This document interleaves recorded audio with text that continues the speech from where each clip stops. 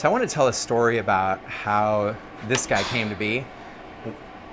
Amanda really has started naming things since we first took over the bakery. Henri is no longer with us. That was our first oven. And it had like this big black mustache on top because it was so smoky. It was a terrible pizza oven and didn't seem to matter what you put in it. It smoked like crazy. And so all that smoke would sort of collect on the exterior of the oven with this big black mustache. So for whatever reason, that lended itself to a name, Henri. We were hand mixing those days and went through really like a year and a half of the most rudimentary type setup that you could imagine. We did get a nice oven about 10 months in. We couldn't use the whole oven because we didn't have enough power on site to power the whole oven. So we got half the oven, which made it actually a little bit of a downgrade from what we had while we were upgrading our electrical capabilities around. Still didn't have a mixer, and in those days I was on auctionnation.com every day. Sometimes I still go on there, but so many things have broken over time, and I've been faced with so many big bills that I'd rather spend way too much for something when I really, really, really, really need it and have a warranty now, because I just don't have the capacity to constantly be fixing broken items and having, $1,000 halts in production over a $3,000 repair. It just adds up over time. But certain things we already have that we got secondhand, we put some money into them to repair them.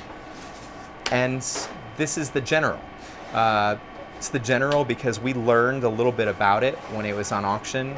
Its green tint is because it's an old military issue Hobart. So it's had a life before it came into the bakery. You can see that parts of it are chipped away. God, it probably is older than me, to be honest. And it still runs like a champ, original motor. When we got it, it just really needed basic maintenance. And it's not perfect. This hand crank wheel that lifts the bowl upward, it doesn't stay. So the one thing that we know what to do here is we just take a bungee cord and we keep it up when it works. But this mixer, we found and bid on it, and I swear at the time this was the biggest financial stretch. It was this big leap of faith into a piece of equipment that we didn't know whether it would work or not, whether we could repair it, and it was $800 that we didn't have at the time. So we were losing money at the time. We had actually sold our old condo that we owned. We had bought this place. We made a little bit on the old condo, and we proceeded to start taking every single penny of profit from that old condo. And when I say a little bit, it was actually a fair amount. Amanda made a really nice investment and proceeded to spend it on the bakery within 8 or 9 months. The mixer was part of it, the electrical upgrades were part of it, but it sort of represented this giant risk on top of the risk of getting a bakery and on top of the risk of starting to alter this space and putting money into this space and hiring people at markets and starting to bring people in here to help out. And so over the course of time, these risks have paid off and made life better. But as you're growing, one of the things that I've learned is that so long as you're growing, that next step forward is always uncomfortable. It always feels like a leap. This mixer represented that 2 years ago now. And now the stakes are a little bit higher. This past winter we built an addition. And that addition was just as uncomfortable build as that original mixer, except the cost on the addition was much higher. So this side of things, the business side, of things, it's fun to make bread. It's fun to make bread in your house. It's fun to make bread for your community. It's incredible when people like what you make and validate it and ask for more. And then everything else is difficult. Getting it done week in and week out. We're going to go through today's production. We're going to bake off the thousands of items, package the thousands of items, get them out to market tomorrow. And then next week, the whole thing starts over again. We have to find the energy to make things better, and to correct mistakes.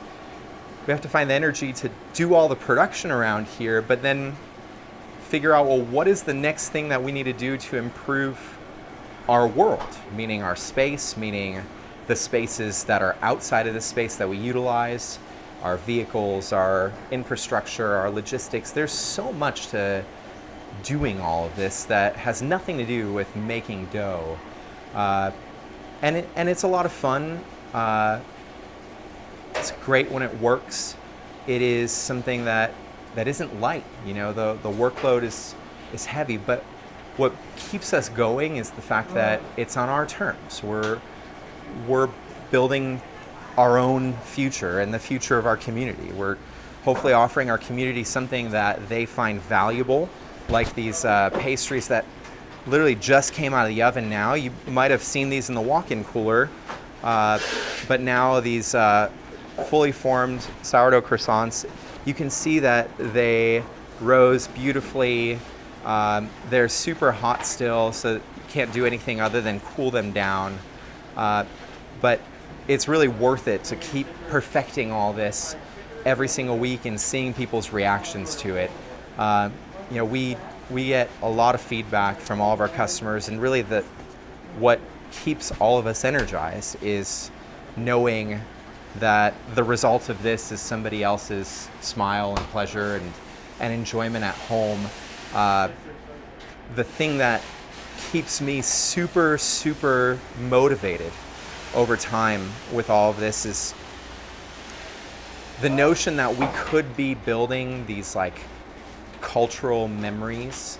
So the kids that are going to market with their parents right now and buying bread, as they become adults, I'm hoping that a percentage of them has this imprint of value with local food, and I'm hoping that imprint is passed on to the next generation. And I'm hoping that things like what we're doing here become more a part of society, because the thing is, here we are, a bunch of us that enjoy these products and enjoy putting them together for the community, working together to get this done every single week in and week out. And we have a lot of fun here on the back end doing so. We enjoy getting to know each other. We enjoy the new people that come into our community all the time. And you never know what your relationship with somebody that you meet at the market who's just buying your bread for the first time is going to evolve into. So many of those people have wound up here in the bakery, and I can't say that every single process in the bakery is my favorite process in the world. But the process of bread making involves many skills in many different areas. So dough development versus artistic scoring at the end are completely different skill levels necessary for both, different personalities that work well in one and a little less so in the other. And so putting together a loaf of bread requires a wide range of skills. People that are into just math would do really well in dealing with recipes and formulas, but those same really structured people might not do so well when they have a razor blade in their hand and want to make an artful loaf at the end. So it takes a little bit to put it all together, and that's another aspect of why it really kind of requires community to get this done in the end. The bakery is not really just about what happens on site. Right now, we are getting ready to assemble hundreds of orders, and well before any of those orders actually get put in bags and on the truck, that reporting has to be created. And so we're going to be going to 9 or 10 different locations tomorrow. Some of them are tiny and move just a few loaves of bread and a few pastries. Others are huge and move hundreds of both types of items. Some of them fluctuate through the seasons. So some are busy now and less busy at other times. Some are slowing down right now. And so really the technology aspect is still a big part of our life. Amanda does a ton on a daily basis administratively with invoicing, payroll, and all the kind of regular things that you do with a business. But the website and the e-commerce side is really a job on its own. So we're taking all the orders for the week right now and we're exporting them from Shopify into Excel. Her role at the corporate offices of American Airlines before, working on Excel, really sort of benefited us here, because she's just a whiz in manipulating different columns and sorting and filtering and getting these things to read the way that they print out. But we're very much organizing this now, printing out, and then cutting out labels, which will then go on bags. And you're going to get to see that kind of all come together.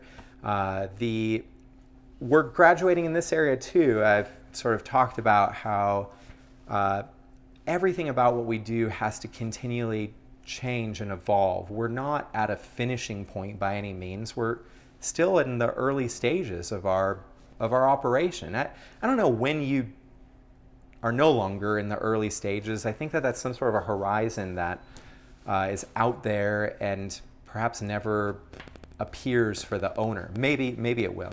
I don't know.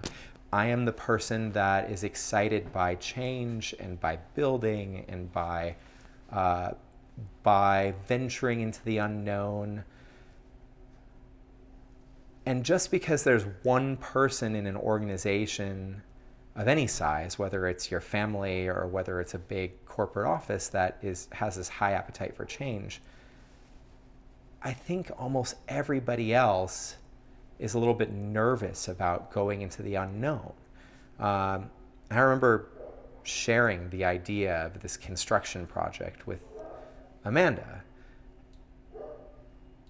And, you know, at first it was just kind of incredulous that we would do all this. The idea of building buildings and getting permitting and doing all that. You know, a lot of people would argue, well, I'm a baker, I'm not a builder, I'm not an electrician, I'm not a plumber, I'm not all these things that I need to be to do all of this. And I think a lot of people end up in a position where they wonder, how the heck can I just pursue this thing that I love, which maybe that's baking. Hopefully there's some people in your life that can guide. You know, hopefully you do have friends that are electricians. But here's the thing, like, you're building a business and you don't have tens of thousands of dollars to spend on every single component that you need to move forward. Every expert costs a lot.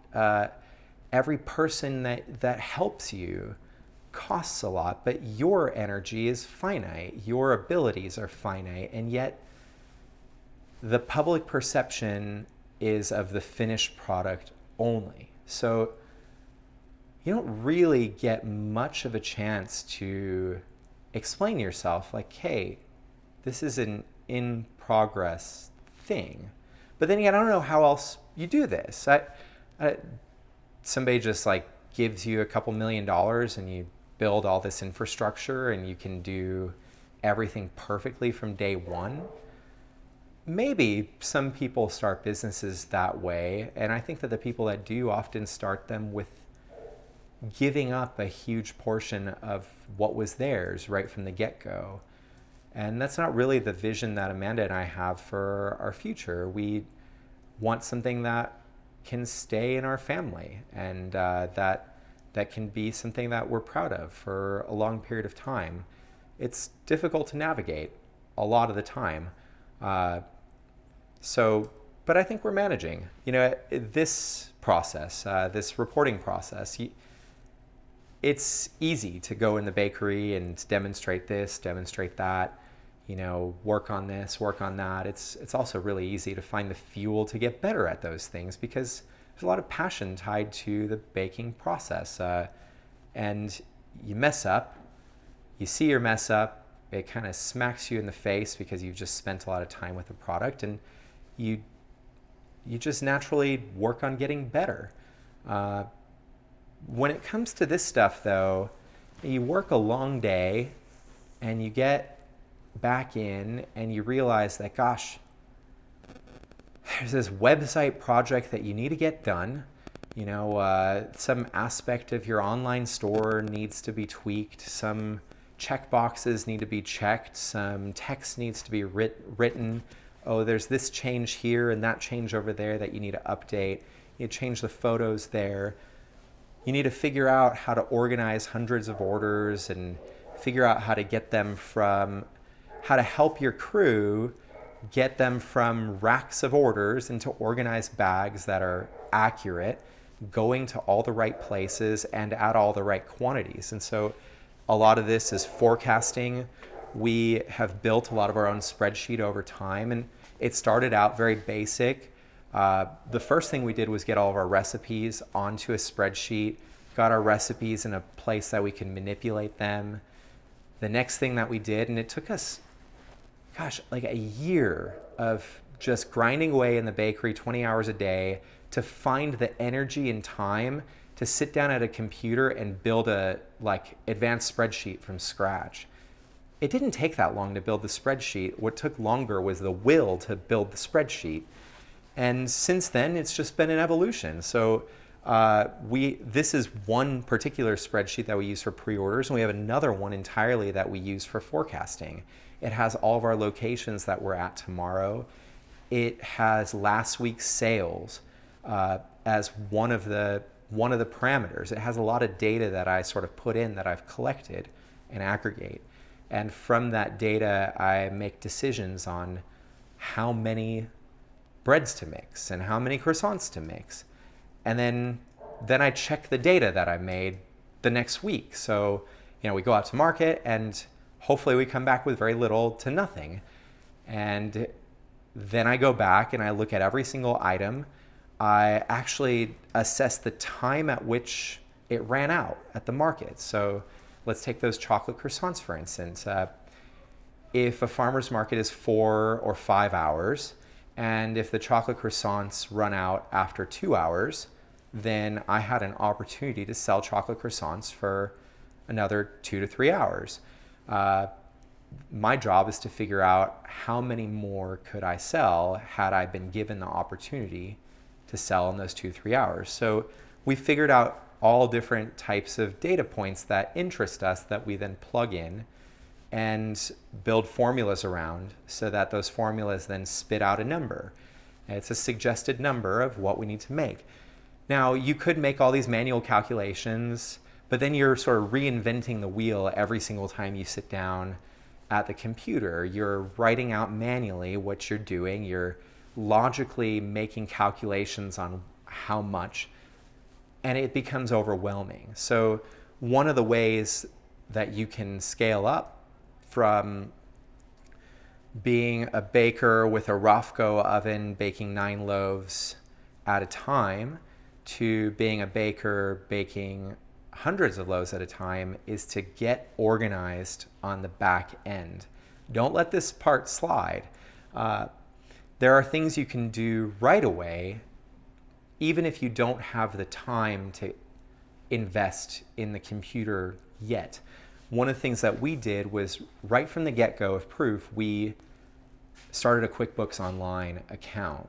And it's a little bit more expensive to do QuickBooks Online, but by linking it to our bank account, we're able to immediately track everything that was coming through and accumulate everything that was coming through. We had never hired an accountant. My previous business experience was also me using TurboTax and painfully going through the books and trying to find my way through this craziness. But one thing that we've learned was this was something that we wanted to job out and get done. Fortunately, a year in, we had all of our transactions logged. We had to get an extension on our first year's taxes because we had just gotten inundated with work and we had fallen behind on getting all this stuff prepped. And so we paid an accountant to catch us up with the reconciliations. And now it's the best money that leaves in some way because it's just an aspect of things that we don't have to worry about. But that part, which is foundational to your business, it doesn't matter if you are a single person with an idea. If you are already selling that idea and bringing revenue in, and if you've gotten to the stage that it's an LLC, you should be keeping track of what's coming in and what's going out and making sure you have good records. So Amanda, really, this is her realm, and this is one of many aspects of running any size organization. Why do small businesses not exist in larger amounts? Everybody talks about small business being the backbone of America. And I'm assuming that there's a lot of truth to those statements, but look around. Where do people work? Where do people shop? Where do people go? It's all the big box stores. It's all the big corporations. That's where all the dollars are going. And the reason being is it doesn't matter if it's a small, tiny thing that's in your home kitchen, that's truly cottage by cottage standards, whether it's something in the middle in a garage, whether it's something that's graduated from the garage. Small business, I think, we're still ways to go before we're anything but a small family business that has community working for us, local friends, family, people that are in close relationship. Why are there not more small businesses? I think a lot of that boils down to the fact that even the smallest of businesses still need accounting, production, distribution, sales, operations, sourcing, packaging, buying, paying, and just endless web development, marketing, interacting with the whole community, all these professionals, all these parts. Meanwhile, you have literally individuals behind the scenes trying to fill all those roles, getting overwhelmed because they have very little training in this, but maybe are better at that. And then they start to try to go and pay all of the individuals that are necessary to help. And then they find that their business can't move forward for some reason. They don't have the right capital. They start having to lend, seek lending and that kind of thing. So doing something at a small scale is ridiculously challenging. And we live in a world where I think we ought to sort of rediscover it. I think we ought to rediscover what is the difference between a bakery that really just started a few years ago and was nothing more than an idea, a will to work, and a will to put something together in the most rudimentary way possible, and the giant corporation that's making something in the same product category that you're choosing between of what to buy. What rules, regulations, requirements apply to one and not the other? Why don't we look at things a little bit more versatilely? I think that a lot of times we expect everything to sort of be uniform. We expect that, the bakery in the farmer's market that is run by a small family is going to look and feel and function like the big corporation. And the thing is that no two farmers markets bakeries can really be compared. I have so many relationships with bakers that are at various stages of development of their independent bakeries all over the US, really all over the world. And you can't compare any two of them. Early on, I was always looking at the ones that seemed a little further down the road and just wishing that we had a mixer, or just wishing that we had that, or this or that. As things have progressed, I've realized that I could live an existence where I'm just wishing for what comes next. Having gone through various levels now, I've realized that that's what it is that you get to a level and then there's another level that you can immediately start working to get to. And the gap that you're in that moment is a wish. So this is part of the journey. Just like a loaf of bread starts in a very raw ingredient, just dust, and turns into something edible at the end. We're hopefully making it better along the way each and every week.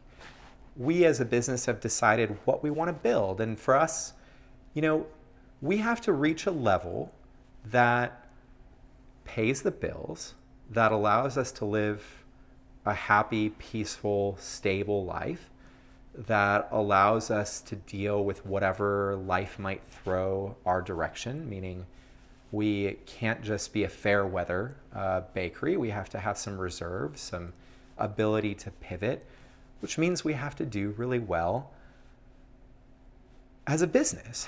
We have to make enough. And so it's always been this balance of getting the products to actually continue to improve, using better ingredients, paying better wages, offering better benefits, learning more and more about the base science that makes better products possible, meaning how to control all the variables, and then figuring out when to push on the brakes. So we've been fortunate that our community supports us week in and week out. We don't make as much bread and pastries as we make because people don't like it. We make it because somebody wants it. And, we certainly wouldn't. We have to pay for all this stuff before it gets made. We have to pay for all the ingredients that go in, and we don't use anything cheap around here. We use the most expensive butter that we can find in the store. We use the most expensive flour that we can buy. And it's not because it's the most expensive, it's because it's the type of flour that stands by the same values that we agree with as a business, and nutritionally reflects what we want to pass on to our customers. But all of these things put together mean we have a tight balance to play all the time. There's seasons that things are going really well, and we sometimes overdo it with how much we're producing. We've gone through several of those where, we get into the holidays and there's a lot of people that want bread a lot more than other times of the year. We're trying our best to just pump out more and more and more, working later into the night. And the thing is, the following week still comes and we still have to get up and do the same old, and that part doesn't end. But those really busy cycles have a way of wearing on people over time, crew members. We have lost people in the bakery due to burnout. And so over time, we've tried to refine how can we keep everybody in balance, including ourselves. And we found that the size organization that we're currently running and operating is actually one of the first times that we've begun to experience any sliver of balance. It's one of the first times that my role is often to oversee the areas that I'm most expert in overseeing, the areas that utilize my time the best, and we have the resources to pay people to do the things that I'm worst at. And to do so while offering our crew members health benefits, while figuring out how to incentivize them, while figuring out how to keep them happy and balanced at home, as well as at work. Baker's hours are typically really rough. So one of the things that we've done is pour more resources into our space than many bakeries would in order to get control over the variables that are necessary to make the hours better. So our products, we can work in the middle of the day, even though we're in a desert, an arid, hot desert. Well, because along the line, we bit the bullet about a year ago and we put an air conditioning unit up on the roof of the bakery and we cooled it down. But the first 2 summers were seriously worse than the busy winter. There's hardly any revenue coming in because nobody wants to go out when it's really hot. But to try to work in a 120-degree room means that the little fridge space that we had was being overloaded. We could hardly keep that fridge loaded with dough at 70 degrees, let alone the 40 degrees that's required to sort of suspend the sourdough fermentation process enough to hold them over. So literally the refrigerator in the beginning was that like ambient room temperature that buys us maybe a couple hours between the table and the oven. And, you know, over time now it's a walk-in cooler that can really truly halt the process. But that thing too, you know, when we enter into the summer months, even those things take a beating. And so just a couple weeks ago on a Friday, I was running around literally in like a horseshoe pattern from the little tunnel in the back of the walk-ins, in which I had to install a portable AC unit just to cool the space that cools the air that the walk-ins grab to cool the coolers because it's just too hot. So the thing is, all of this just scales up. So if we leave this space and we go into a retail space, now we don't have control over the space anymore. Any modifications that we make to that space have to be run by the person who owns it. So Amanda and I have set this like really important benchmark for ourselves that the bakery will, at least in part, stay here in this space that we control, that we can always scale back down to if we need to, until such a point that we can actually buy something. And that's like a foreign concept in business today.